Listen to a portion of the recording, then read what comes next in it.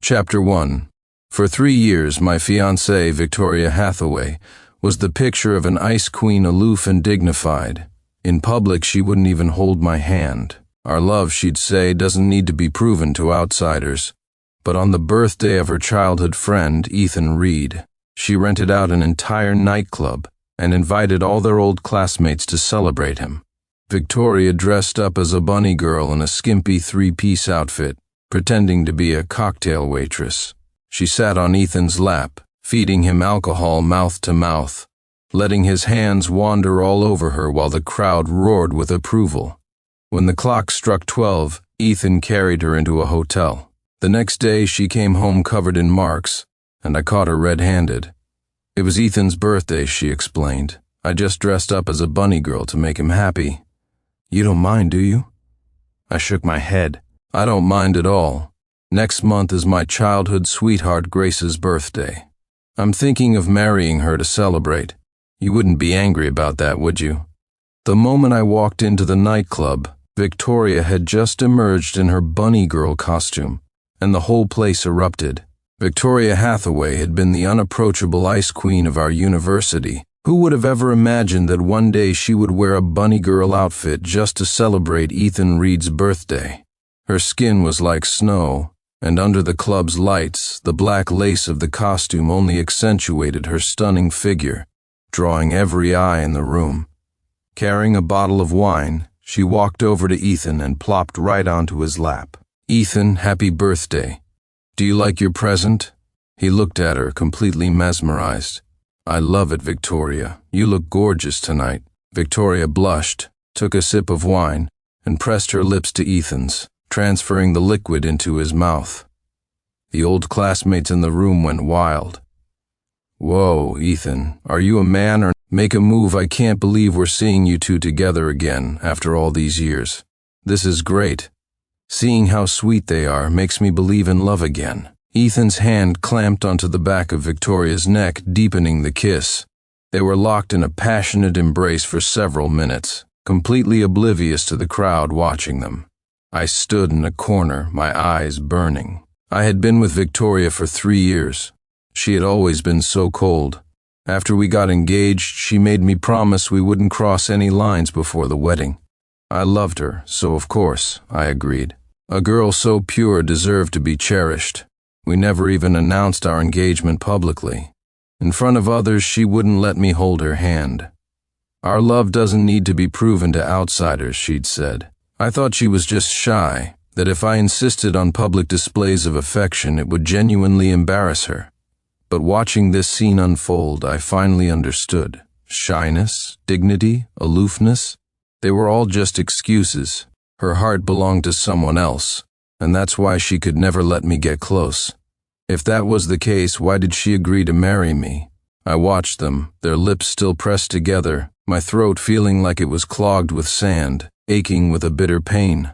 The crowd was still egging them on. Ethan, you're back for good, right? Victoria waited years for you. Don't you dare let her down. Ethan held Victoria tightly. I'm not leaving. I hope I still have a chance to stand by Victoria's side. I saw Victoria, her face flushed, look up at him and nod. At midnight, everyone stood and sang happy birthday to Ethan. He made a wish. I wish that Victoria and I can be together forever. Then Victoria threw herself into his arms. Ethan, no matter when you came back, as long as you turned around, I would be here for you. Chapter 2. My heart finally shattered into a million pieces. So, she had been waiting for him all along. When their party ended and they started to leave, I quickly hid. I watched them see off all their classmates until it was just the two of them. Ethan gently pulled her close. Victoria, don't go home tonight, okay? She hesitated for a moment. I watched her face, silently praying, reject him. Reject him, and I can forgive everything you did tonight. I can pretend none of this ever happened. Victoria murmured, Sincere is still waiting for me at home. Ethan kissed her cheek and whispered, Victoria, I was gone for 3 years, and I thought about you every single day. My heart ached for you. Please, don't leave me. Stay with me, okay? She melted in his arms, and they clung to each other as they walked into the hotel next door. My hands trembled as I dialed Victoria's number. Unsurprisingly, she declined the call. I followed up with a text, "Victoria, where are you? I'll come pick you up." Her reply came quickly. "Something came up at work. I have to work overtime. I won't be home tonight, so don't wait up. My phone is about to die. I can't text anymore." Sure enough, when I tried to call again, her phone was off. I closed my eyes. The love I had poured out over the last 3 years suddenly felt like a colossal joke. I returned to the small home Victoria, and I shared. We had spent 3 years meticulously decorating our little nest. I had once fantasized about us raising children here, but now that seemed impossible. At 9 the next morning, Victoria returned. She saw me sitting in the living room and froze. "You're not at work today?" Then, as if remembering something, she walked over nervously. "Are you upset that I didn't come home last night?" She then leaned in and gave me a light peck on the cheek. It was a rare, spontaneous kiss from her. In our 3 years together, I could count the number of times she had initiated a kiss on one hand. I turned my head, avoiding her lips. I frowned. "The perfume you're wearing is a bit strong." It was the scent of a man's cologne. I didn't need to guess whose it was. My rejection made Victoria's face stiffen. She smelled the stale smoke in the room and said coldly, her brow furrowed, "Sincere, you know I have a sensitive respiratory system. I can't stand the smell of smoke.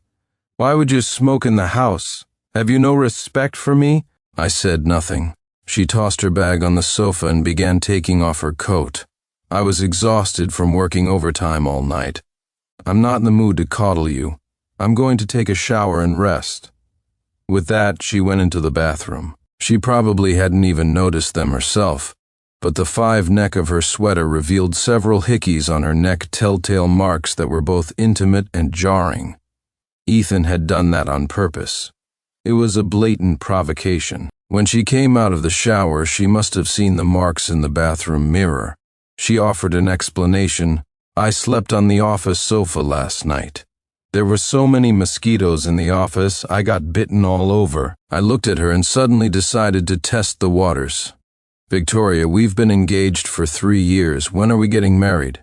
According to our original plan, we were supposed to get married by the end of the year, but now I watched her, waiting for her answer. Her eyes darted away. "The gallery has been really busy lately," she said quietly. "My boss is planning to open a new branch and wants me to help manage it. Let's talk about the wedding later. We're always together anyway. A marriage license is just a piece of paper, right? It doesn't really matter if we have one or not."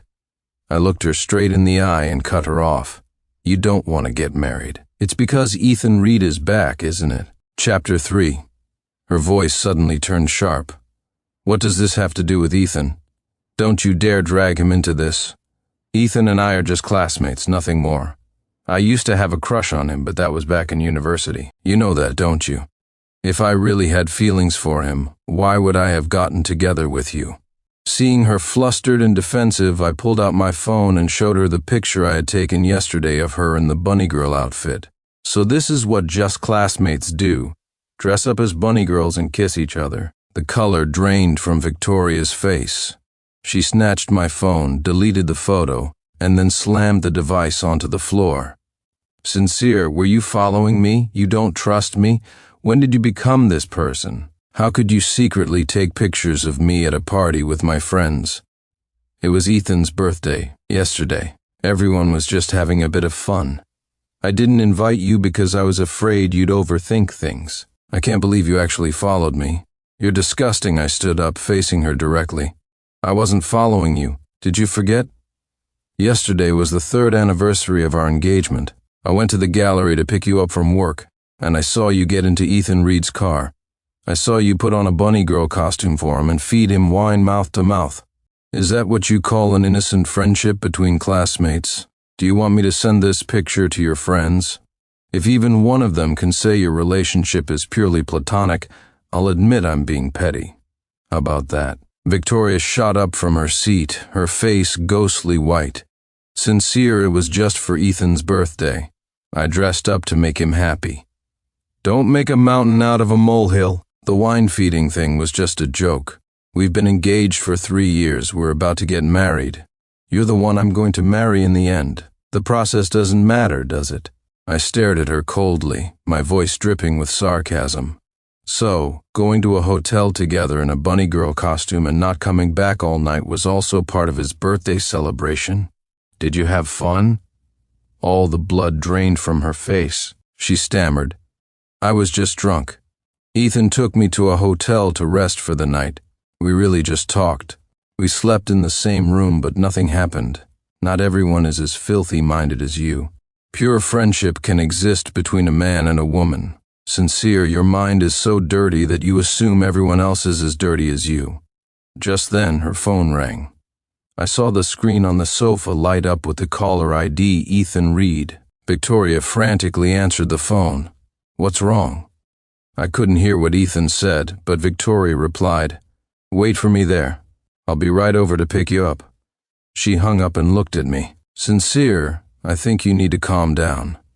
Ethan is collaborating with our gallery, and I need to go with him to discuss the contract details. This is work. You need to think long and hard about you following me and taking pictures behind my back. I expect a sincere apology from you. Until then, I really don't want to argue with you anymore." With that, she changed her clothes, slammed the door, and left.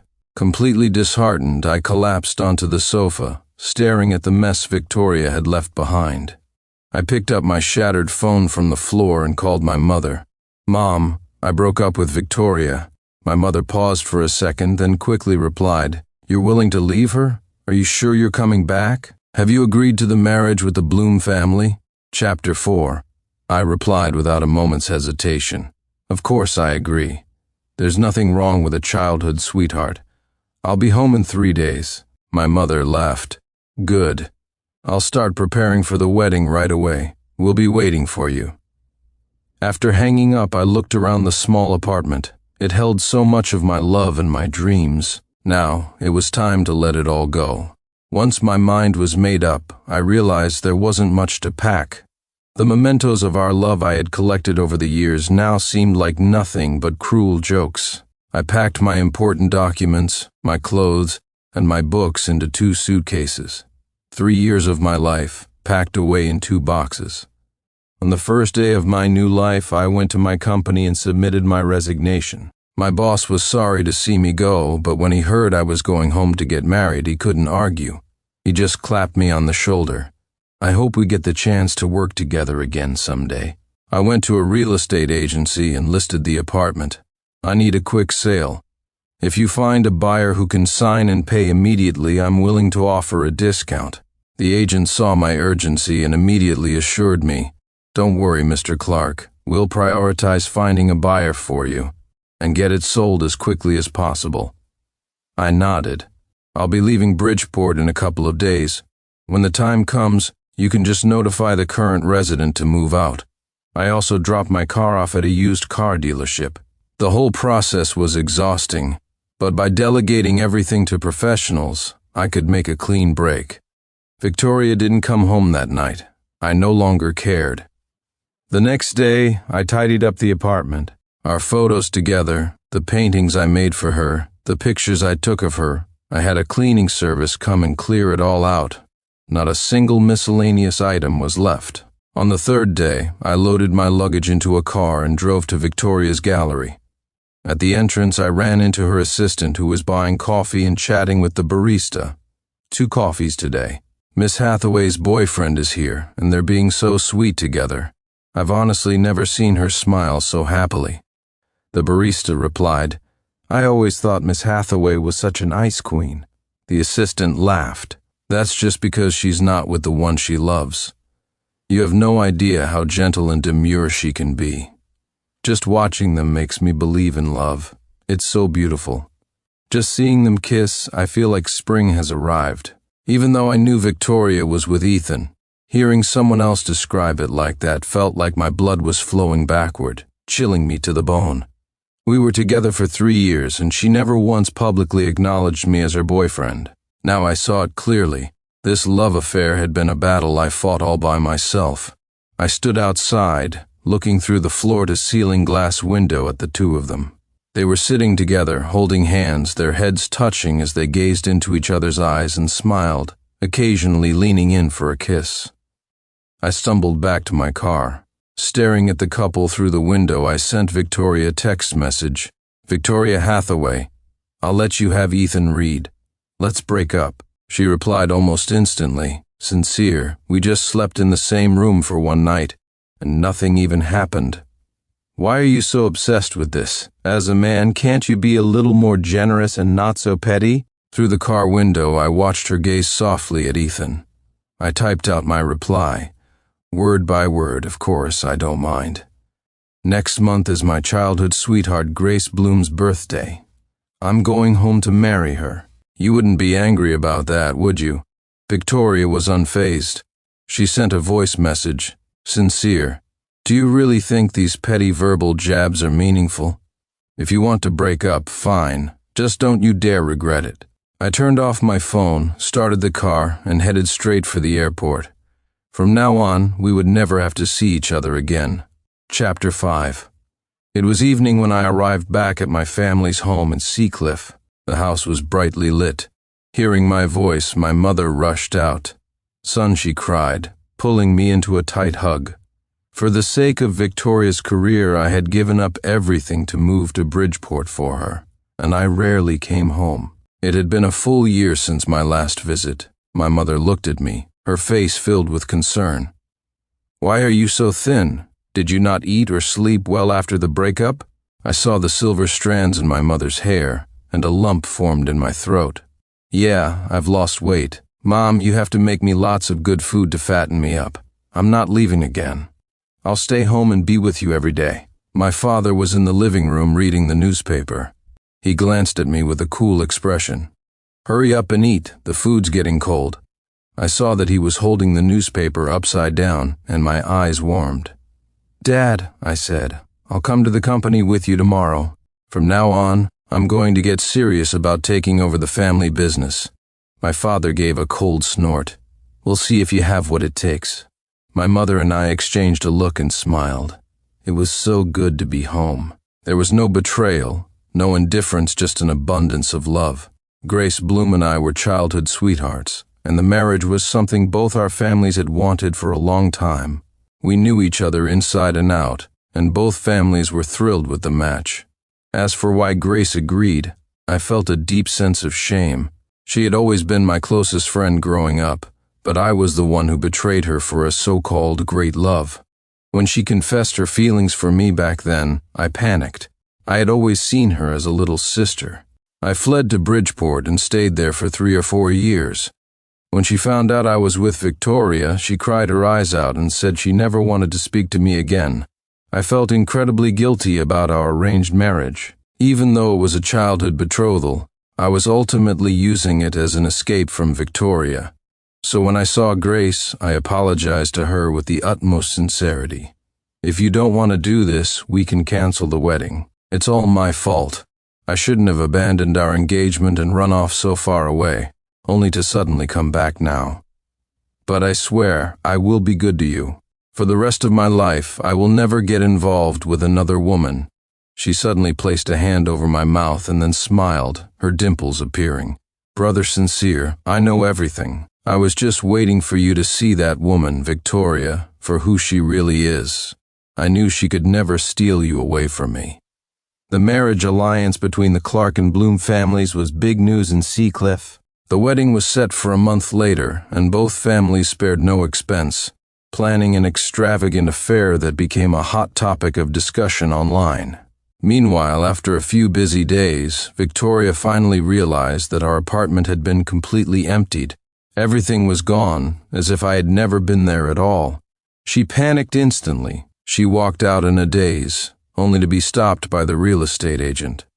"Miss Hathaway, Mr. Clark has listed the property with us for sale.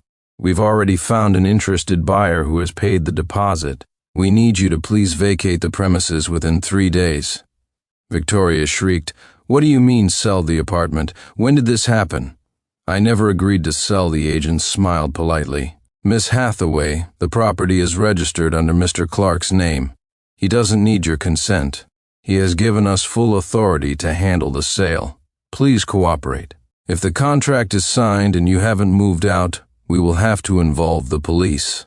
Now she was even more frantic. My phone went unanswered and my texts were ignored. Her only option was to send me a voice message, "Sincere, there's a limit to this foolishness. What are you doing selling the apartment? Are you really trying to break up with me? Don't think this little trick will make me cave. Come back right now and let's talk this out properly." However, the next second, the voice message she sent turned into a delivery failure notification. The moment I decided to get married, I had given Grace full access to my social media. She had the right to know everything I was doing. Grace had blocked her instantly. Left with no other choice, Victoria had to scramble to find a new place to live. Ethan came to pick her up.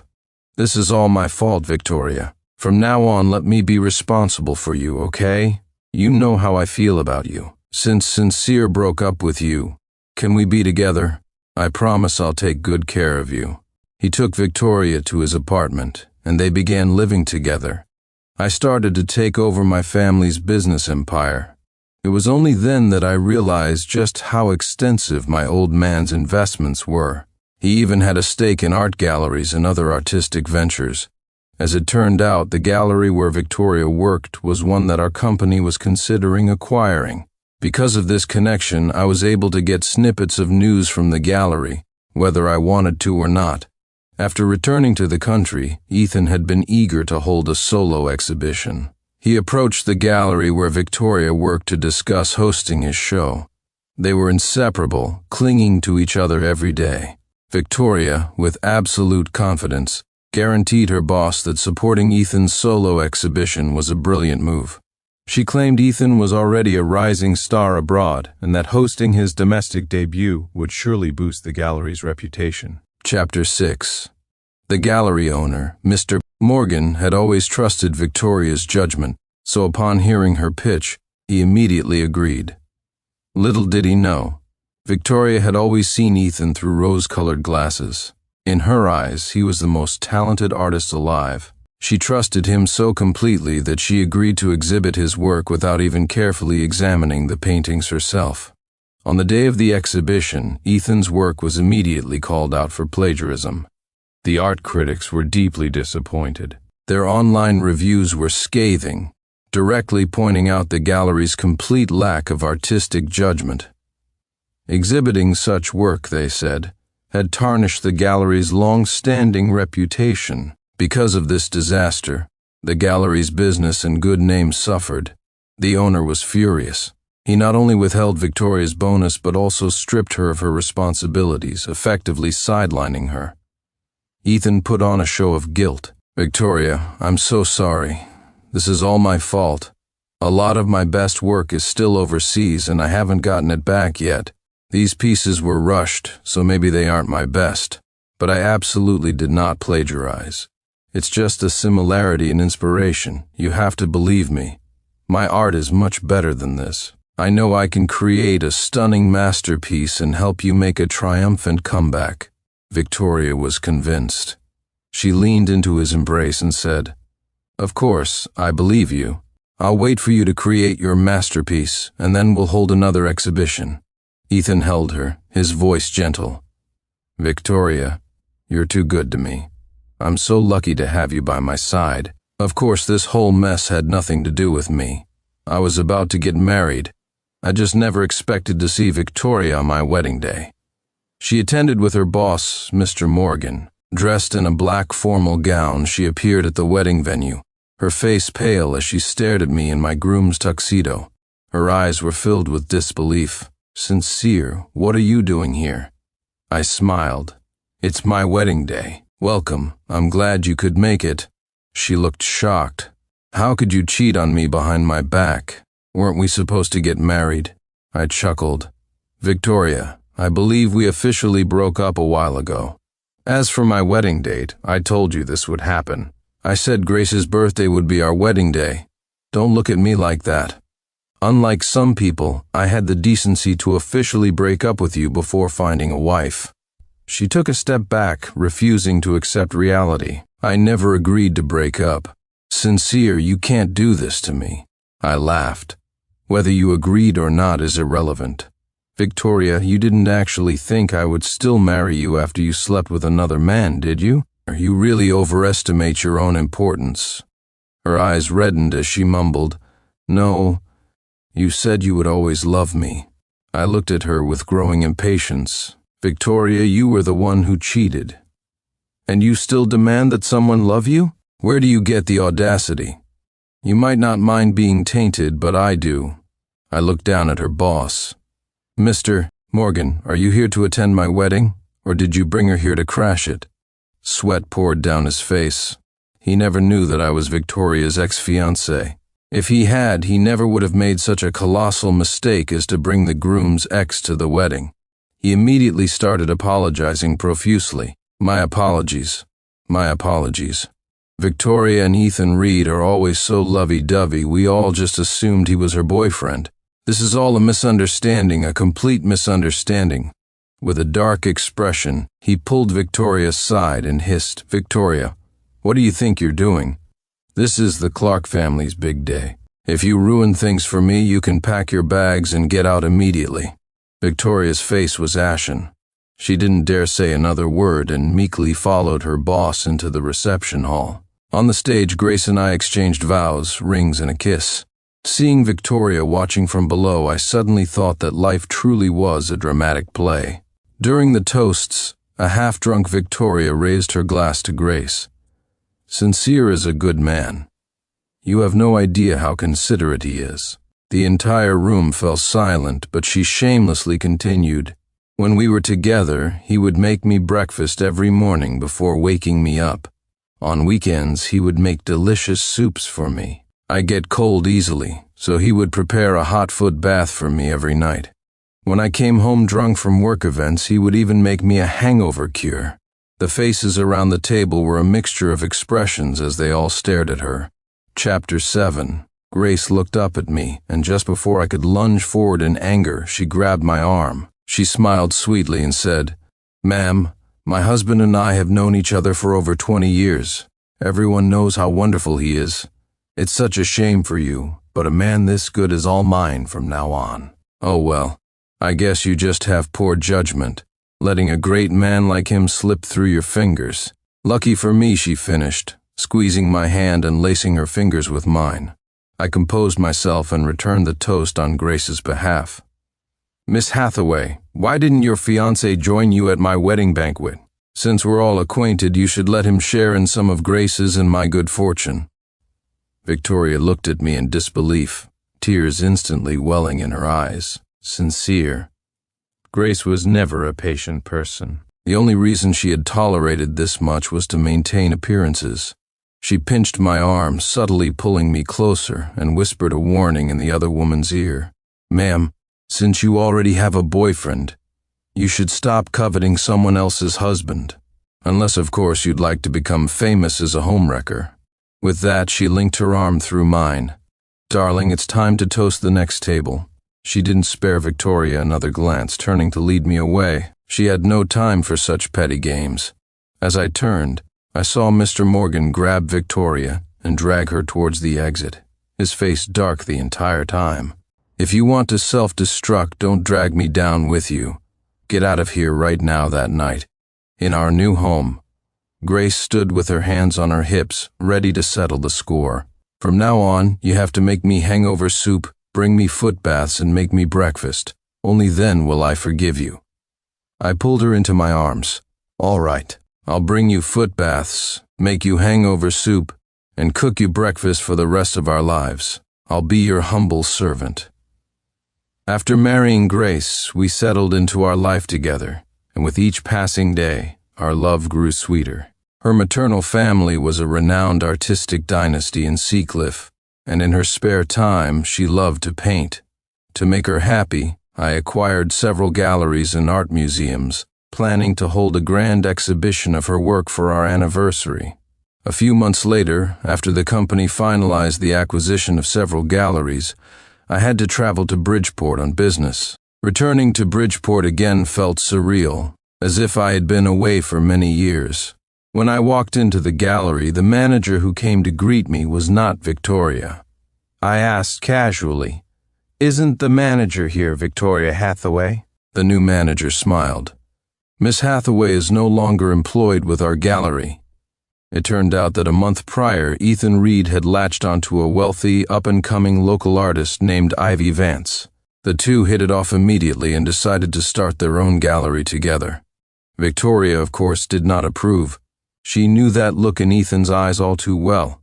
It was the look he got when he was infatuated. She confronted him, refusing to let go. Ethan, what do you see in her? Is it because she can help you get an exhibition, or is it because she comes from a wealthy family? Ethan frowned at her.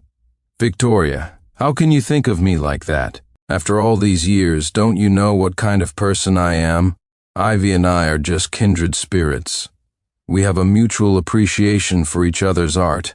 We can collaborate on paintings, hold exhibitions together. She can even ghost paint for me.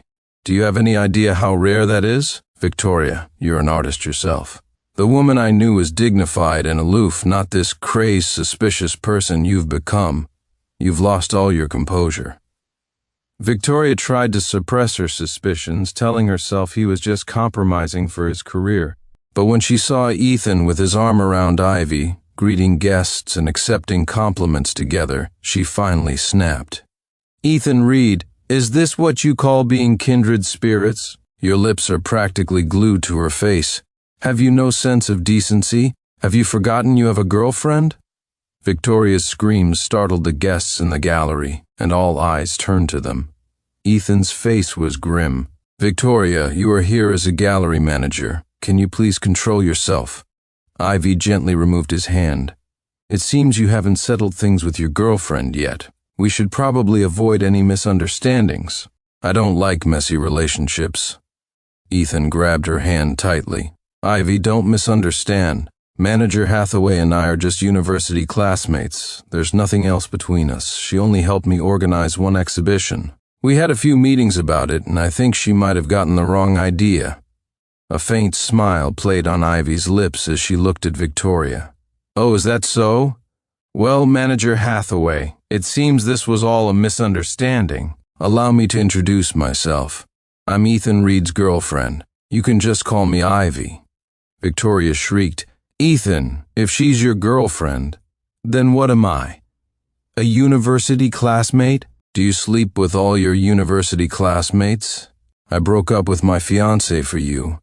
I lost my position as manager just to help you with your exhibition. My career and my love life are in ruins, and now you're telling me I'm just a university classmate? Ethan frowned at her. Victoria, what happens between two consenting adults is a private matter. You can't claim to be my girlfriend just because we had a one-night stand. What does it have to do with me that Sincere Clark dumped you? Chapter 8. If your professional ability was questioned, that's due to your own incompetence. Was it really because you helped me with my exhibition? I, Ethan Reed, have never relied on connections. I get by on my own talent. I know you had a crush on me in university, but I'm sorry I can't reciprocate your feelings. The person I love is Ivy. It was only after meeting her that I knew what true love felt like. Victoria's face went white. She clutched her stomach. Ethan, but I'm pregnant with your child. Are you going to be irresponsible? Ethan looked at her with disgust. Victoria, you're pathetic. Do you really think you can threaten me with that? Getting pregnant behind my back? You're shameless. Let me tell you, it's useless. It doesn't matter how many children you have, it's useless. Ivy smiled faintly.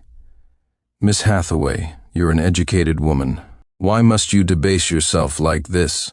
Ethan has the right to choose who he loves, doesn't he? One shouldn't have so little self-respect, Miss Hathaway. Please, conduct yourself with some dignity. Victoria looked at Ethan, her eyes red. When you came back, you said you were always thinking of me, that you still loved me. It was all a lie, wasn't it? You just wanted me to help you get an exhibition. Now that you can't get anything more from me, you want to dump me, is that it? The onlookers were already whispering among themselves. Isn't this the grand opening of the exhibition? How did it turn into such a scene? Oh my God, is this a love square you didn't know? I heard Manager Hathaway broke up with her fiancé for this Ethan guy, and that's how they got together. I always thought Miss Hathaway was such a refined beauty. Turns out she's no different from the rest of us. She can still make a scene like a common shrew. The words common shrew hit Victoria's ears. Her face flushed crimson. Seeing the disdainful looks from Ethan and Ivy, the blood rushed to her head. With a piercing scream, she lunged forward, tore a painting by Ethan and Ivy off the wall, and began stomping on it. "What are you doing? Are you insane? Victoria Hathaway, what are you doing?" "Ah, someone call the police, help, someone is destroying my art. I'll have you held legally responsible for this," Ivy shrieked. Ethan and Ivy's exhibition was ruined. The artwork was smashed to pieces. By the time the police arrived, Ethan had already slapped Victoria several times, leaving her collapsed on the floor. When she finally calmed down, she realized her situation couldn't possibly be worse. Ivy demanded the gallery compensate her for the damages, and the gallery, left with no choice, fired Victoria. It was only then that Victoria learned the truth. Ethan had already failed to make a name for himself abroad. His painting skills were mediocre, but he was an expert at seducing women.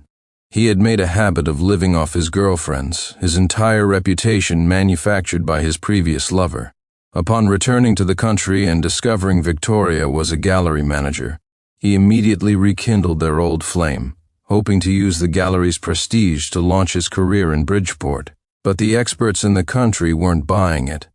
It was easy to tell good art from bad, and not even a gallery manager like Victoria could force them to give positive reviews. So, once he realized Victoria was of no use to him, he immediately moved on to Ivy. She came from a wealthy family, was a well-known emerging artist, and could even ghost paint for him. There was no better girlfriend, but he never counted on Victoria getting pregnant and being willing to burn everything to the ground. The scandal at the exhibition was huge. Victoria's reputation in the art world was destroyed. No one dared to hire her. As for Ethan, after Victoria exposed his past, Ivy broke up with him. She wasn't a fool, there were plenty of other fish in the sea. After his breakup with both women, Ethan went back to his old ways. This time, he targeted a married woman. The rich woman had money, but her husband was no pushover. Ethan reportedly had his hand broken and hasn't been seen since. When the new manager told me this story as if it were a joke, I just nodded. Now that the gallery is free of such unsavory characters, you can slowly work on rebuilding its reputation. I walked out of the gallery, talking to Grace on the phone as I headed to the coffee shop across the street. Just as I hung up, I realized the girl behind the counter was Victoria. She was pregnant, her belly swollen as she struggled to bend down and empty a trash can. The shop manager was hurrying her. "You need to take out the trash quickly, and then clean the coffee machine before you can leave." Victoria complied, wiped the sweat from her face, and went outside to dump the trash. As she looked up, she saw me standing by my car. She froze for a second, then quickly lowered her head, pretending not to know me as she walked past. I raised my voice and said to my driver, "To the jewelry store. The gift I ordered for Grace has arrived. If we don't get back soon, she's going to be angry." Victoria heard me. Her head bowed even lower. A single tear fell onto her ill-fitting, frumpy maternity dress, which looked as worn and shabby as her now unbearable life. The Maybach drove forward, and I, along with it, said goodbye to my past. The end.